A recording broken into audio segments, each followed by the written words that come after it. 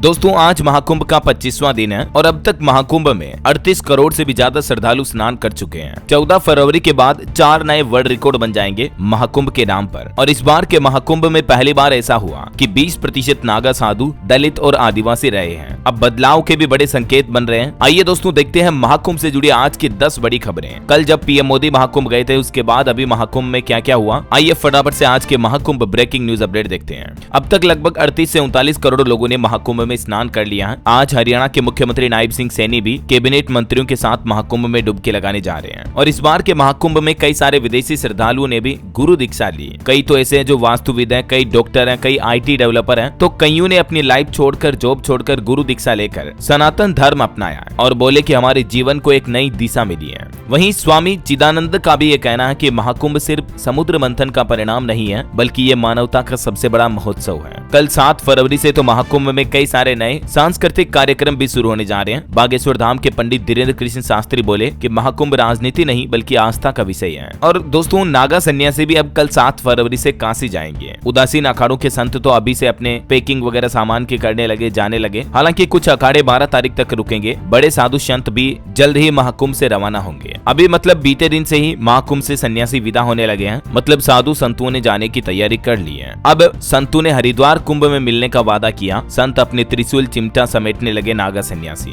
अब कड़ी पकौड़ी का इंतजार है, जो दावत लेकर महाकुंभ से रवाना होंगे, विदाई लेंगे। अमृत स्नान पूरा होने के साथ ही अखाड़ों में अब ये विदाई का दौर भी आरंभ हो गया है। छावनी में कड़ी पकौड़ी की परंपरागत पंगत के बाद सभी साधु महात्मा एक दूसरे से विदा लेकर काशी के लिए रवाना हो जाएंगे। अचला सप्तमी के बाद अलग अलग अखाड़ों में कड़ी पकौड़ी होगी ऐसा। और महाकुंभ के भक्तों के लिए आज एक अच्छी खबर तो ये आई है कि मेले में अभी बैरिकेडिंग को हटा दिया गया है। संगम तक जाने के लिए अब भक्तों को सिर्फ 3 किलोमीटर ही पैदल चलना पड़ेगा। हरियाणा के मुख्यमंत्री भी प्रयागराज पहुंच चुके हैं। और दोस्तों आज 4 पाटून पुल भी खोले गए हैं। संगम से अखाड़ा मार्ग और अखाड़ा से संगम की तरफ आने जाने के लिए 2-2 पाटून पुल खोल दिए गए हैं। गोवा से महाकुंभ के लिए पहली ट्रेन भी रवाना हुई, जिसे गोवा के मुख्यमंत्री प्रमोद सावंत ने हरी झंडी दिखाकर रवाना किया। और महाकुंभ में आज गूंजेगा जनजाति युवाओं का संवाद भी। और महाकुंभ में गाड़ी पार्क करके संगम घाट तक पहुंचने के लिए अब श्रद्धालुओं को करीब केवल 3 किलोमीटर ही पैदल चलना पड़ेगा, जबकि पहले 12-14 किलोमीटर तक पैदल चलना पड़ रहा था, क्योंकि अभी मेले के अंदर की बैरिकेडिंग को हटा दिया गया है। भीड़ अब 1 से ज्यादा रास्तों से अलग अलग घाटों तक पहुंच रही है। ये कुछ तस्वीरें आप देख सकते हैं लेटेस्ट, क्योंकि आपको पता होगा मौनी अमावस्या पर जो भगदड़ मची थी उसको लेकर भी अभी जांच चल रही है। और अगर आप उससे संबंधित कोई सहायता या जानकारी देना चाहते हैं, प्रशासन को सहायता लेना चाहते हैं, तो इन नंबर पर संपर्क कर सकते हैं, ठीक है ना।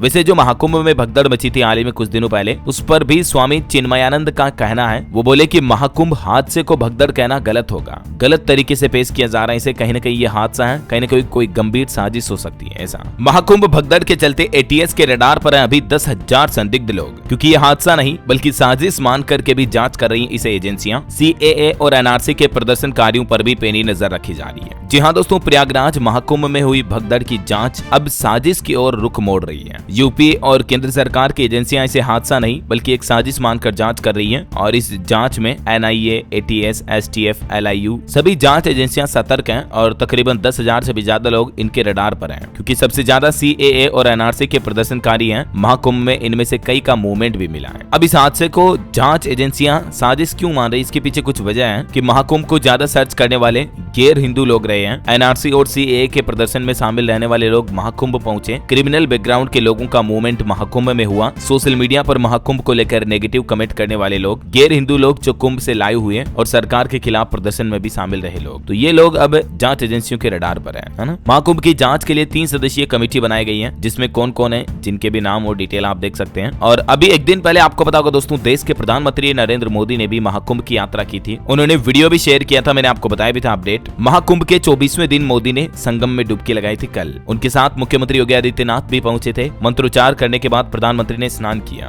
बताया जा रहा है कि 108 बार रुद्राक्ष की माला भी जपी। और दोस्तों एक अनोखी बात यह रही कि 12 बार वोटिंग के दिन पीएम मोदी अलग अलग तीर्थ स्थलों पर पहुंचे और 8 में से 6 मौकों पर बीजेपी सत्ता में भी आई। संयोग देखिए, कल दिल्ली में वोटिंग थी। दिल्ली में आपको पता होगा विधानसभा चुनाव हुए थे। इस दिन भी पीएम मोदी महाकुंभ में पहुंचे। यहाँ तक कि इससे पहले भी कुंभ में मोदी को पीएम बनाने की मांग उठी थी। 2019 के चुनाव से पहले मोदी ने जब संगम में डुबकी लगाई, दलितों के पैर धोए थे, उस वक्त भी लोगों ने नरेंद्र मोदी को प्रधानमंत्री बनाने की मांग की थी और आखिरकार बन भी गए। और वही खबर है, इस बार 550 साल बाद दिगंबर अन्नी अखाड़े में हुए चुनाव पहली बार चुनी गई कार्यकारिणी। अब इनका कार्यकाल भी तय हुआ है। लगभग 12 साल तक के लिए उनका कार्यकाल तय किया गया ऐसा। और एक चौंकाने वाली ग्राउंड रिपोर्ट आ रही है कि दर्शन के दलाल देखिए 500 और 1,000 रुपए लेकर काशी विश्वनाथ मंदिर में करा रहे हैं शॉर्टकट दर्शन। दावा किया जा रहा है कि इन पैसों में पुलिस को भी हिस्सा दे रहे हैं वो। कई जगहों पर अभी मतलब यूपी में जो ज्यादा भीड़ आई हुई है ना, तो लोगों को ठगी के काम भी किए जा रहे हैं, लोगों के साथ ठगी लूटमार कर रहे हैं। तो ऐसे ठगों से आप सावधान रहे, है ना। तो ये दोस्तों आज महाकुंभ को लेकर लेटेस्ट अपडेट रहे, उम्मीद आपको जरूर जानने मिले होंगे। वैसे आप मुझे कमेंट करके बताइए कि